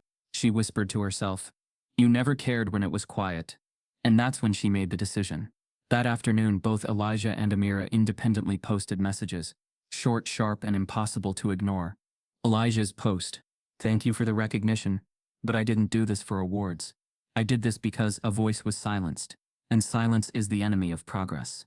Amira's post: "I will not return to the institutions that rejected me. I'll build new ones." The responses were explosive. Their refusal to be absorbed back into the systems that failed them hit a nerve. Some praised them as revolutionaries. Others accused them of being ungrateful. "You can't change things if you walk away," one tweet read. But Elijah knew the truth. They never wanted change. They wanted credit. He turned to Nia as the headlines rolled in. "They'll pretend to lift you up," he said, "so they don't have to answer for pushing you down." She nodded. "So what now?" Elijah looked toward the horizon. "Now we show them what truth looks like outside their gates." But not everyone was ready to let go. Behind closed doors, a quiet network of power moved. Emails were exchanged between university legal departments and private contractors. One message, flagged and leaked later: "If Rollins and Lockett continue this path, they'll redefine how research is validated. Peer networks may lose control, influence diminishing, reassert prestige through institutional framing ASAP." The fear wasn't just about the proof. It was about what the proof exposed: that brilliance didn't need permission, and when that brilliance was black and poor and rural and female, it terrified the system built to contain it. In the midst of the chaos, Elijah received a private email. It came from a small research team in Kenya. Subject: "We've been waiting for someone like you." The message was humble. It spoke of limited resources, but immense curiosity. It referenced ideas similar to Elijah's model. "We always thought we were crazy," the author wrote, "until we saw your equations." Elijah read it 3 times, then finally replied, "You're not crazy. Let's talk." He didn't want tenure. He wanted connection. He wanted to build bridges where gates once stood. Meanwhile, Amira had begun planning something radical. With donations pouring in, most unsolicited, she announced a new initiative: the Lockett Rollins Math Collective, a virtual hub for underserved students, rural thinkers, and silenced minds. Free access, no credential requirements, only curiosity required. She posted, "If the doors won't open, we'll build new ones and leave them unlocked." Elijah reposted it with one sentence: "Let the future walk in barefoot." The image went viral. 2 kids, one from Chicago, one from a southern farm, shaking the pillars of academia, not with protests, but with proof, with numbers, with clarity, with refusal to disappear. Still, not everything was celebration. They each received threats, some anonymous, some from concerned academics suggesting their tone was alienating. A few well-known institutions withdrew funding from unrelated diversity initiatives in quiet retaliation. One commentator said on national television, "This kind of rhetoric, rejecting institutional support, sets a dangerous precedent. We need structure, we need tradition." But tradition had already failed them. And their silence, once used against them, had now become their power. Late one night, Amira called Elijah for the first time. They'd only exchanged messages before. This was different. "Hi," she said quietly. "Hey." Neither spoke for a long moment. Then Amira broke the silence. "They're trying to praise us now. All the same people who looked through us." "I know," Elijah said. "And I want to burn it down," she admitted. "But I also don't want to become like them." "You won't," he said. "How do you know?" "Because you kept going, even after they told you not to. That's not revenge. That's legacy." There was silence again. Not uncomfortable, just full. She asked, "Are you happy?" He paused. "I'm seen. That's something." She nodded, even though he couldn't see it. "It is." A pause. Then she said, "They're going to keep offering us things. Money, titles, buildings named after us. I know. Will we ever say yes?" Elijah's voice was soft but firm. "Not unless we build it ourselves." She smiled, and the call ended. The next day, Harvard issued a second statement, this time a formal apology. It acknowledged gaps in internal review systems and pledged to re-examine submission protocol and faculty oversight. But for Amira and Elijah, it was too late. The apology didn't erase the months of doubt, the nights of erasure, the attempts to erase their names in favor of safer ones. Instead of responding, Amira posted a photo of her childhood bookshelf with the caption, "Built here, not in your halls." And Elijah posted a photo of his barn wall, covered in proofs, taped with duct tape and pencil scratches. Never needed your chalkboards. The world was listening now. But Amira and Elijah had already moved on. Away from praise, away from apologies, and toward the only thing they trusted. But as they quietly began building their own future, a whistleblower email hit Amira's inbox, revealing something buried deeper than they ever imagined. A paper with both their names, submitted under someone else's. The morning after the whistleblower email arrived, Amira stepped outside to find a white envelope taped to her front door. No name, no stamp, no return address. She peeled it slowly, hands shaking, and unfolded the single sheet inside. Printed in bold, block letters. "You should have stayed silent." Below it, a blurry photo of her, leaving the grocery store 3 nights earlier, walking alone, looking over her shoulder. Her knees buckled. She dropped the letter. In Alabama, Elijah stared into the mirror, buttoning his cleanest shirt. He had been invited to speak at a local STEM panel. Something small, something local. But it mattered. It was for kids who looked like him. He didn't get 5 miles down the road. A patrol car appeared behind him. No sirens. No rush. Just a silent tail. Elijah kept his hands on the wheel. Eyes forward. Driving 10 under the limit. Then the lights flashed. He pulled over calmly, rolled down the window before the officer even approached. But the officer didn't stop at the window. He walked to the passenger side, tapping the glass. "Step out of the vehicle. Now." Elijah's heart pounded. "May I ask why? You're resisting a lawful stop." "Step out." "But what's the cause?" "Get out. Now." There was no warning. No citation. No explanation. Just metal. A knee pressed into his back. A wrist twisted too far. And the words, "Don't move."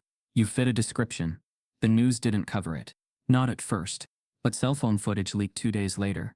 Shaky video of Elijah being pushed into a squad car. Handcuffed, humiliated.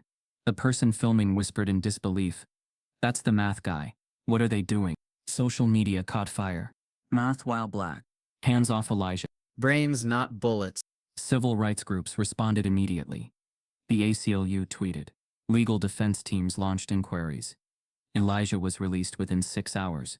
Bruised, furious, silent. But the silence didn't mean surrender.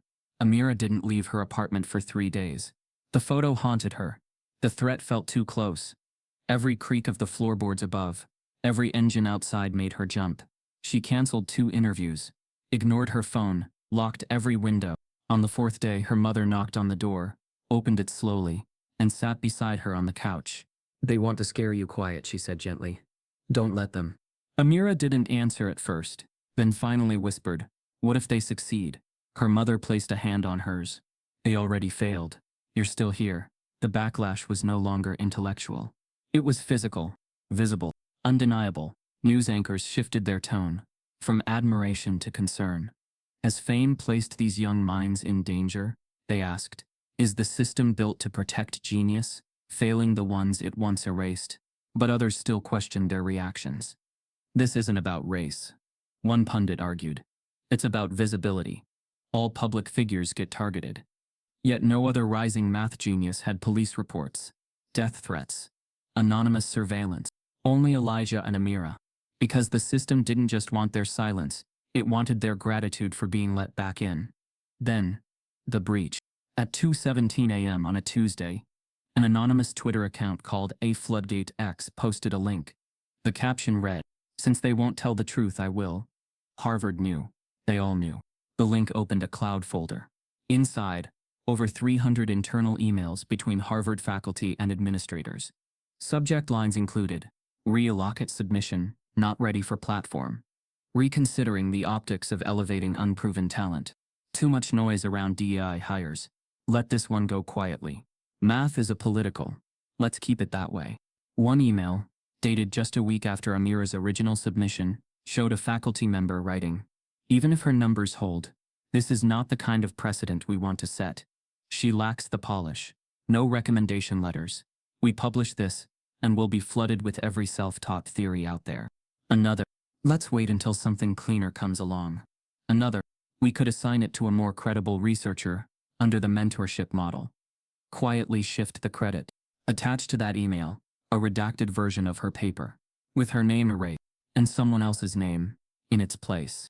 A white adjunct professor who had never once spoken to her. The reaction was nuclear. CNN broke the story by sunrise. Harvard's official channels went dark. No statements, no press, no apology. But the damage was done. Deliberate erasure, the headlines read. Academic theft exposed. Proof wasn't rejected. It was hijacked. Amira sat at her desk, trembling, scrolling through the evidence.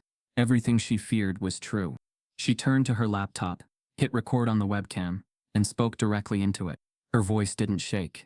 They didn't forget me, she said. They buried me. She clicked upload. Elijah called her within the hour. His voice was quiet. You okay? No, she replied. But I'm not afraid anymore. He didn't ask if she saw the emails. He knew she had. They tried to hand it off, he said. Like a baton in a race we weren't invited to run. But they didn't win, she said. No, Elijah agreed. But they didn't lose yet either. She nodded. Because this wasn't about credit anymore. It was about reckoning. And reckoning was overdue. In the coming hours, student protests erupted across elite campuses. Black student unions demanded accountability. Alumni rescinded donations. Professors resigned. One even publicly admitted to pushing back against Amira's paper, under pressure from senior colleagues. The stolen submission was traced. The adjunct researcher named in the redacted copy resigned abruptly, issuing a vague statement about misunderstandings and poor communication. The university president announced a formal investigation. But no one believed it would lead to justice, because institutions don't investigate themselves to find guilt. They do it to reclaim control. And this time, Amira and Elijah weren't giving it back. Civil rights lawyers offered to file federal lawsuits. A congressional subcommittee reached out. The Department of Education announced a probe. But for Amira and Elijah, none of it felt like justice. It felt like paperwork, damage control. The real justice had already happened. When their voices broke through the systems designed to contain them. That night, Elijah sat alone in the barn, staring at the board of equations that had started it all. He thought about the cop's knee in his back.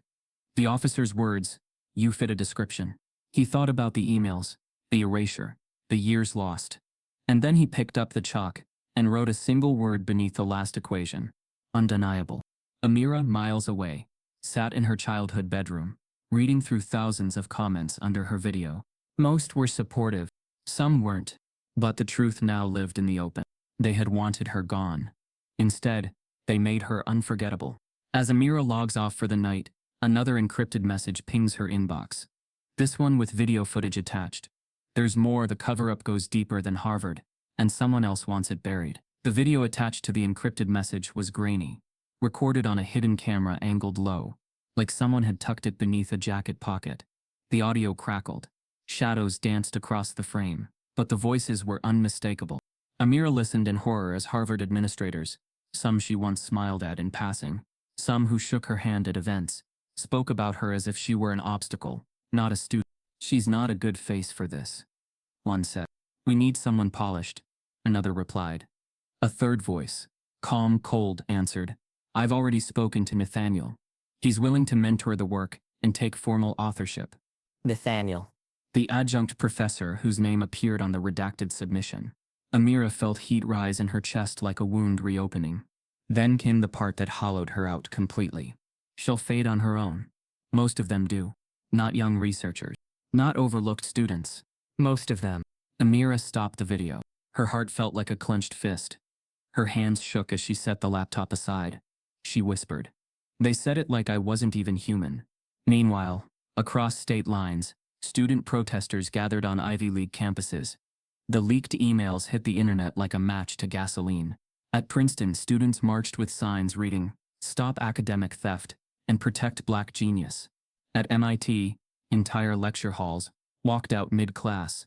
At Harvard, the epicenter, a crowd formed outside the math building, chanting, "Say her name, Amira Lockett." Faculty closed their office blinds.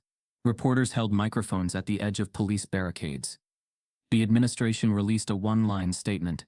We are reviewing the authenticity of the materials. Nobody believed them. Then came the first public casualty. Professor Nathaniel Garrison, the man who nearly stole Amira's authorship, resigned. His letter was terse, unapologetic, and filled with evasive language about institutional pressures and miscommunication. But it didn't matter. The damage was done. Across social media, a phrase trended: "White lies in academia." Interviews with former black scholars surfaced. Many described similar experiences: stolen ideas, diminished credit, unexplained rejections. What happened to Amira wasn't an anomaly.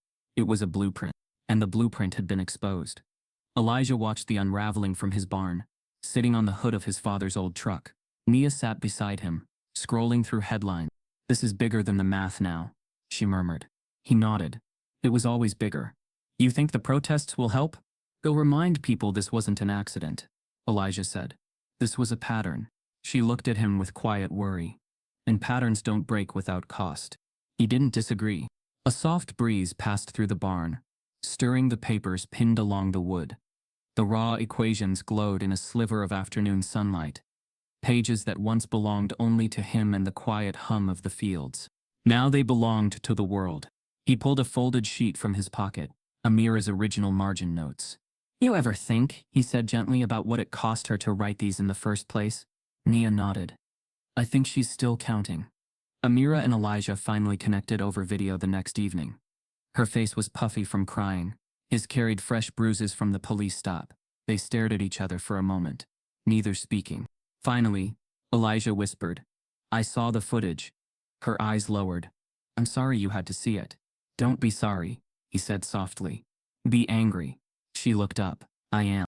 "Good," he said, "because anger built every system that tried to bury us.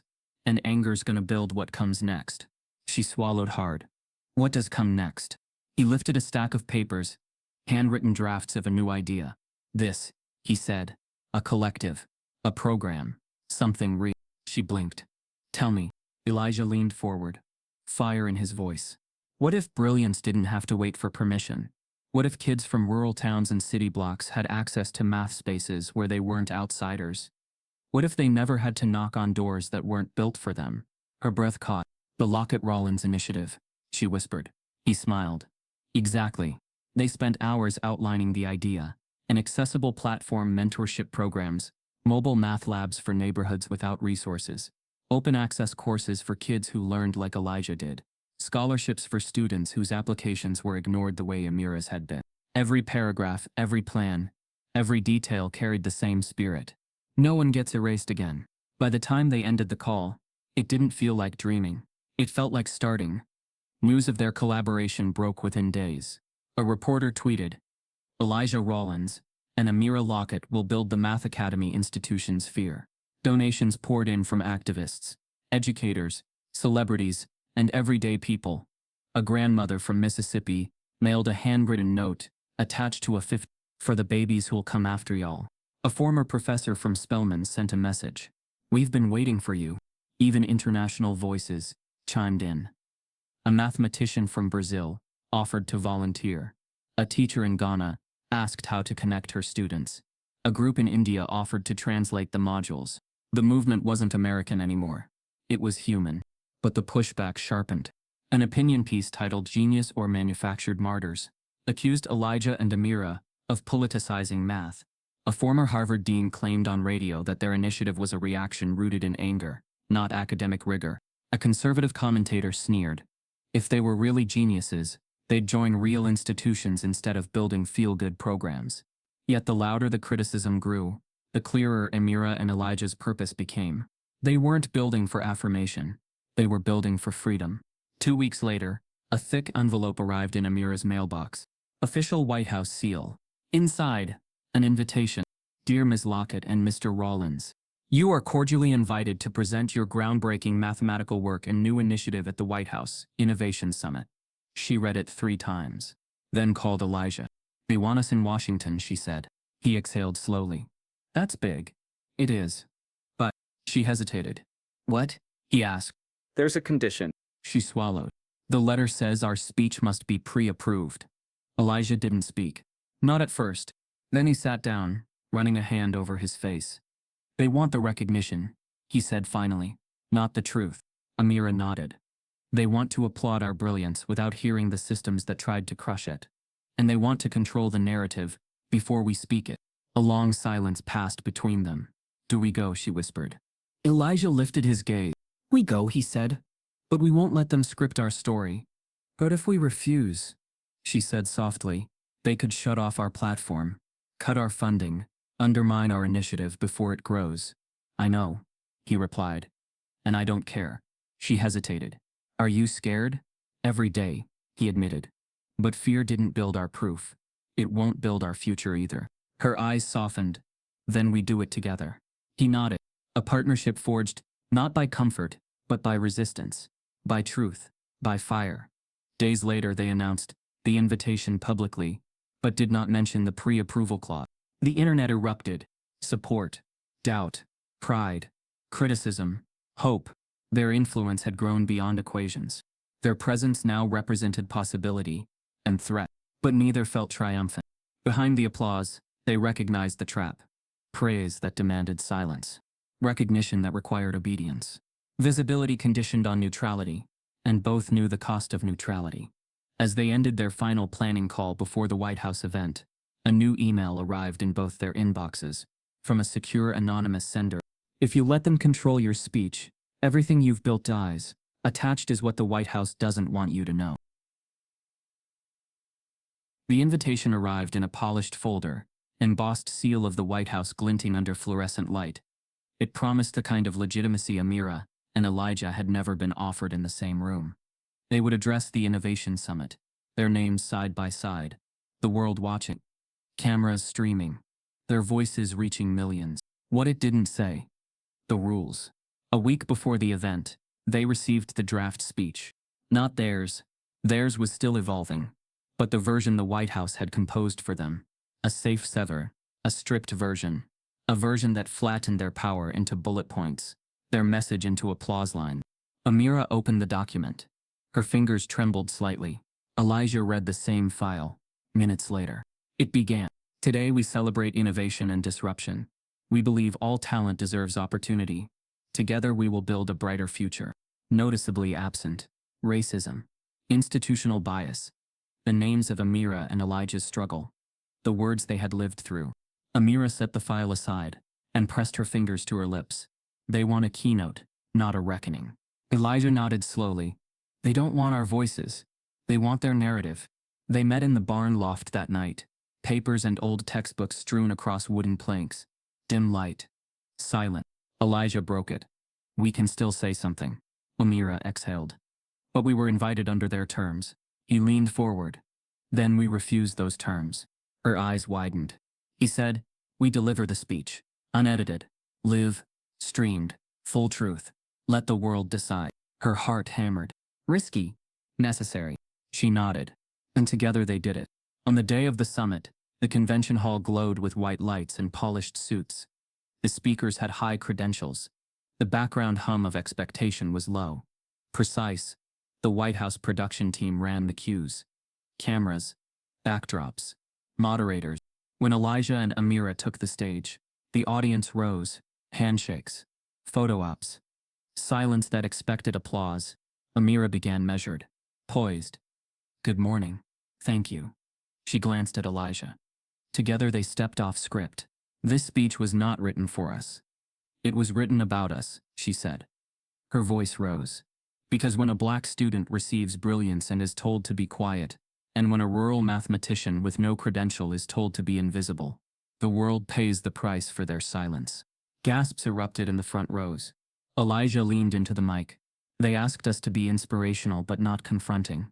They asked us to build, but not to question. They invited us into their stage, but only if we promised to applaud." One of the moderators shifted, uneasy. Amira continued. "We didn't come here to be endorsement. We came to be evidence. That genius exists. That privilege hides it. That tradition silences it. And we won't clap politely anymore." The cameras rolled. Live stream numbers climbed. Screens lit up around the world with their words. They didn't mention specific names. They didn't attack individuals. They attacked systems. They pointed at the ceiling of power and named its cracks. Their words were sharp, urgent, honest. Some in the audience stood. Some left. Some sat frozen. The world outside buzzed. Black brilliance on national stage. Farmer math genius breaks institutional walls. But the morning after, reality returned. Grant applications began to dry up. Universities they had applied to for funding closed the doors without explanation. Foundations that originally pledged support pulled back. Emails simply ended in due to internal restructuring. We are unable to proceed. Amira held her phone in her lap and stared at the screen. Elijah pressed down on the barn table so hard his knuckles went white. You think it's because of the speech? He asked. I know it is, she whispered. The censorship they refused triggered consequences they had expected, and yet the brutal clarity surprised them. They weren't powerless. They were watched, controlled, punished. The initiative they built in 2 weeks stalled overnight. They met that evening at Elijah's kitchen table. Mia sat beside them. The room was filled with papers, diagrams, donor letters, volunteer lists, and now silence. How do we keep going if the support vanishes? Mia asked. Amira looked up. We keep building, on our terms. Elijah nodded. We find the people who don't need permission. But then came the twist. An obscure philanthropist off the radar, with no institutional ties, sent an envelope to Amira's P.O. box. Inside was a check for $250,000. Unconditional. A note, use it however you need. Amira stared at it, stunned. Elijah said, that means someone believes in us. She nodded. And maybe someone out there knows we're being shut down for saying the truth. They accepted the funds quietly, but the moment was bittersweet. Because the system could withhold hundreds of thousands of dollars. It could erase reputations. It could redirect credit. It could silence voices.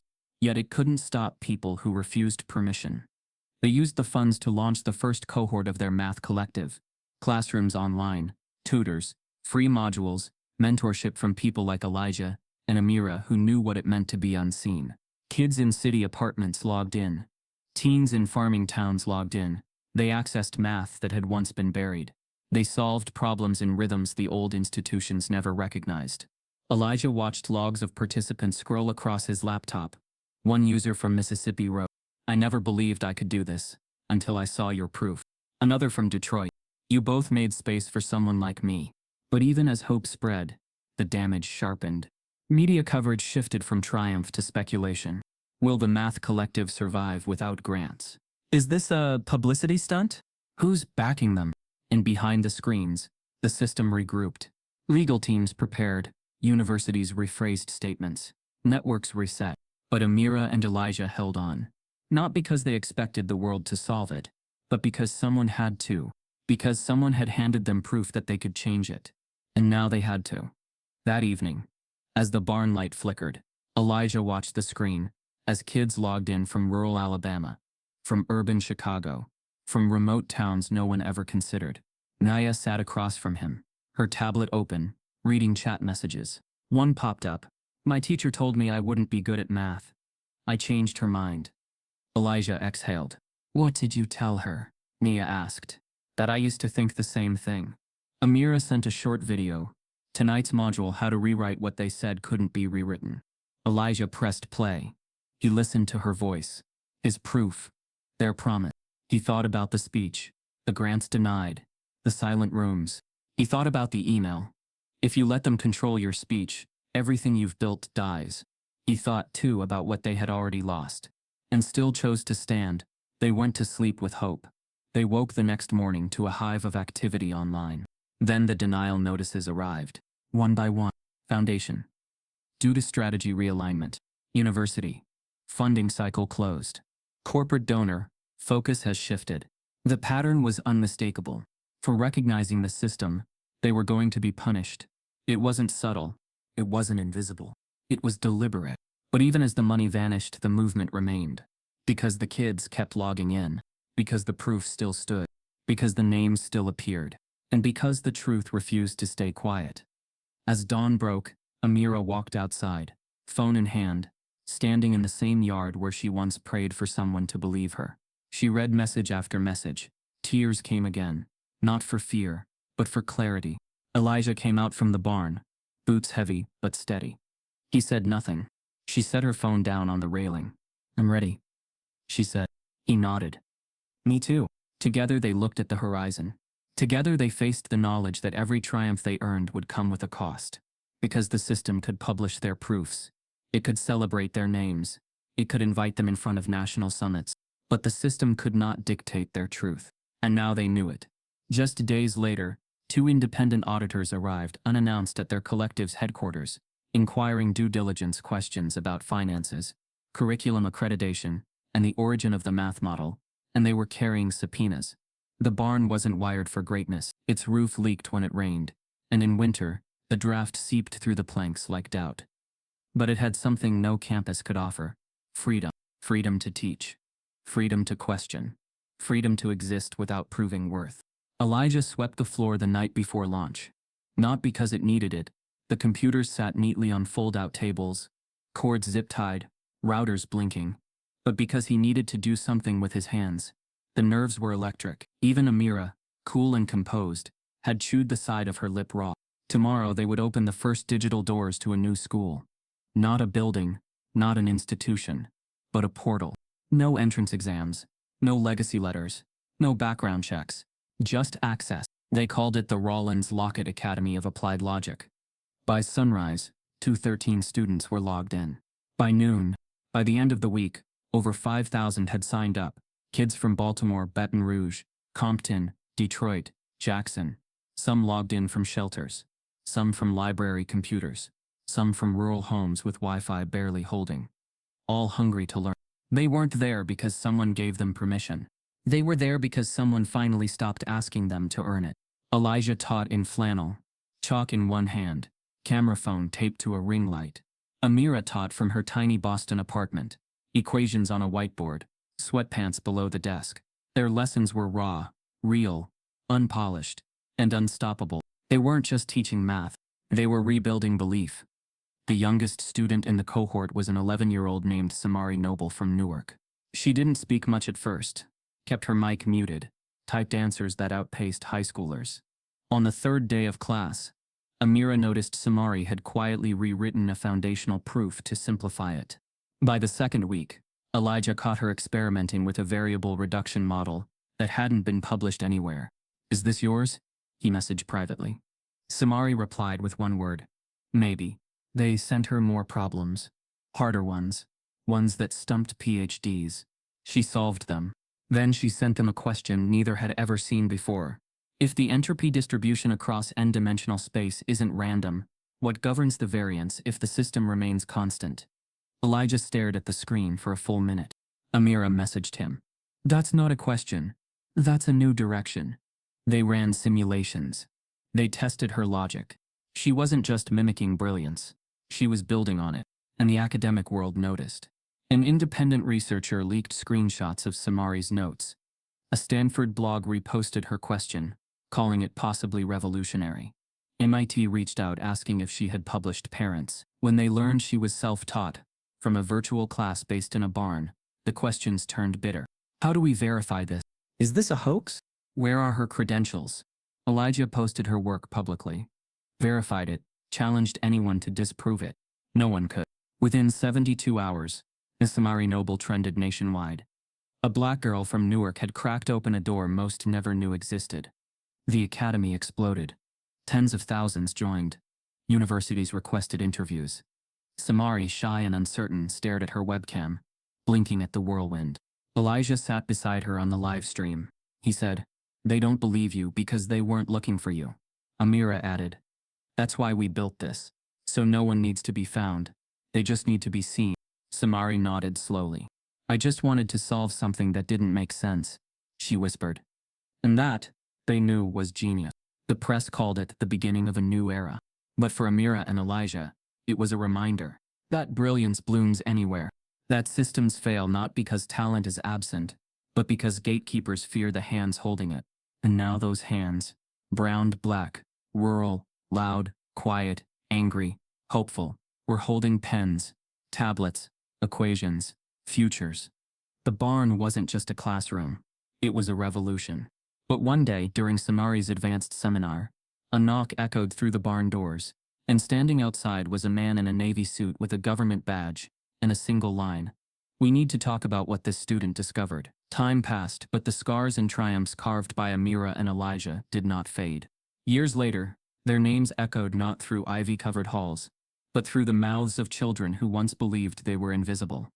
Not because they won medals, but because they made space. Not because they conquered institutions, but because they built beyond them. The Rollins Lockett Academy became more than a school. It became a movement. Its graduates went on to teach, to engineer, to explore.